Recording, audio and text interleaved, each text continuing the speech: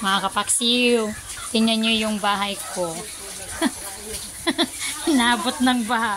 Tawa-tawa lang. E, paano kung bibigyan natin ng lungkot itong nangyari sa buhay natin ngayon, di ba? Hindi, ang hirap naman, di ba?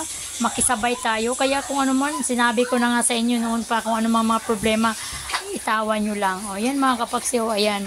Nung araw mga kapaksiw, kung naalala nyo yun, na nagkaroon tayo ng habagat din, ang undoy, hindi po inabot yung bahay ko. Ayan mga kapaksiw.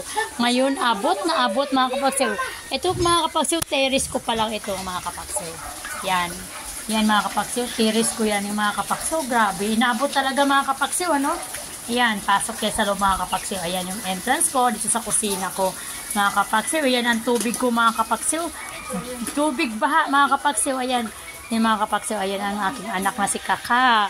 Nagbihis kasi nagpaulan ng tatay ko. Ayan, masama ang pakiramdam. Ayan ang aking kapatid, tsaka yung bayaw ko nga si June Naranjo. Ayan mga kapaksiw, naglikasan din sila sa kanila kasi ang kanilang bahay ay binaha din doon sa kabila, ang kalye. Ayan mga kapaksiw, angat lang ang paa, baka mamaya maliptospirosis, kaya yan ang mga paa nila nakaangat.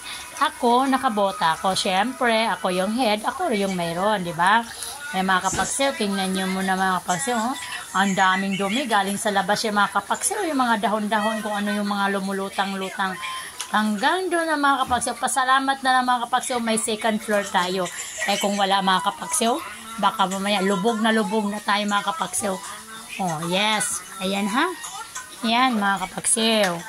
Kaya sa susunod, kung sino yung magpapatay ng bahay, kung may kakayang magpapangalawang palapag at saka tatlong palapag, gawin ninyo. Kasi tulad ngayon na nagkaroon tayo ng habagat at bagyo, sumabay at nagpalabas ng tubig sa dam. Ayan, tingnan na, inabot ang lahat ng bahay na hindi inabot nung araw, ay inabot ngayon, di ba? Kaya kailangan talaga mayroon kang pangalawang palapag at tatlong palapag. Kung sakaling mayroon kang pangalawang palapag, ay hindi ka masyadong maapektuhan ng tubig baha. Pero ganun pa rin mga kapaksiw. Ayan mga kapaksiw. Grabe, lumulutang na yung mga ipit ko. Oh, yan ang tatay ko at ang kapatid ko. Alam nyo, dito sila sa akin ngayon kasi gawa ng grabe ang taas din ng tubig sa kanilang bahay. Kaya, ay nako, mga kapaksiw. Tingnan nyo mga kapaksiw, yung labas mga kapaksiw ng gate ko mga kapaksiw. Talaga naman mga kapaksiw, sobrang baha talaga hanggang baywang yan mga kapaksiw. Hanggang dun sa dulo mga kapaksiw. Yan, hanggang dulo yan. Yan ang hanggang dito pa lang sa aming tuhod na. Paglabas namin doon, sa gate na yan, yung may nakita nyo kung mga bahay-bahay sa labas, yung tubig na yun, hanggang baywang na po yan dyan. Yan po yung labas ng bahay ko, mga kapaksiw. Kaya, kung sa bagay naman mga kapaksiw, hindi lang kami, hindi lang tayo, marami pang naapektuhan sa tubig ba ngayon, gawa ng pagbiglang pag-ulan at sumabay po yung habagat. Kaya yan, nagkaroon tayo ng ganitong sitwasyon.